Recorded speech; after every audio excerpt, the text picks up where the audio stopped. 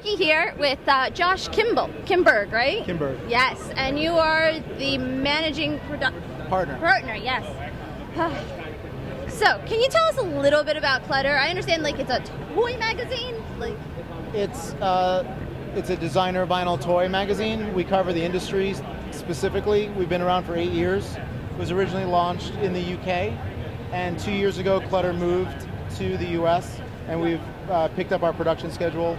We have 4 issues coming out a year, and we also blog and report daily on the toy scene. Now, what exactly made you want to come join this really big world of vintage vinyl toys? Me personally? Yes. It's all about the chicks, man. I just, go where the party's going. That's great. Got to recombobulate myself here. That was a really good answer.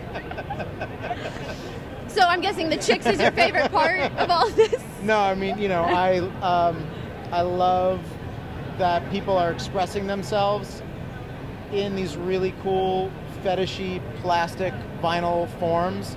I think that, 20 years ago, 30 years ago, if you were interested in making sculpture, you really only had the outlet of the fine art world to do that in. And I went to art school and went through that kind of fine art tunnel, and it's not as much fun as this.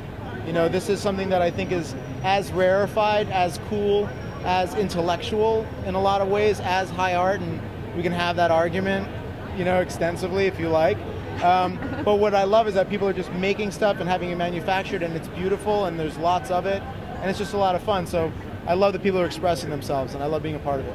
That's awesome. It's a really cool world. I mean, the website has so many different, toys, I want to say, that there's, the gruesome little things, and then you have these adorable little, cookie-looking ice cream things. Right. I forgot his name. There's a specific little toy that I saw, and I was just like, that is adorable. But you have so much. Yeah, we cover so much stuff. I mean, we have a lot of friends in the industry, and we talk about a lot of different types of toys. We cover vinyl, we cover resin, we cover plush. We just recently started covering paper toys, and we're also starting to expand into covering tattoos and the crossover between tattoo artists and toy designers, because a lot of those people are one and the same. Yeah, they go hand in hand. It really it's does. Art.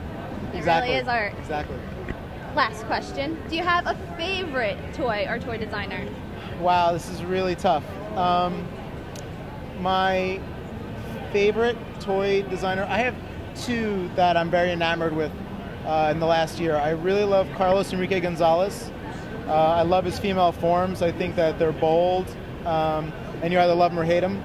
And I think they're really fetishy, and is that a word? And weird, and I just love that about them. And then also I really love the Sucklord's work. I think that he's doing some things that are really high concept. He's totally bootlegging Star Wars action figures, but it's coming from such a deep misanthropic place. When you really get into his work, you realize that there's a tortured soul in there, and it's really on display. And so I think that in a lot of ways his work has about it a lot of the same mythos and emotions as any of the great painters of the last 500 years. It's amazing, this whole world. I'm so happy I finally got into it. Cool. Well, thank you so much for this interview. Thanks for talking to me. No, it was my pleasure. Cool.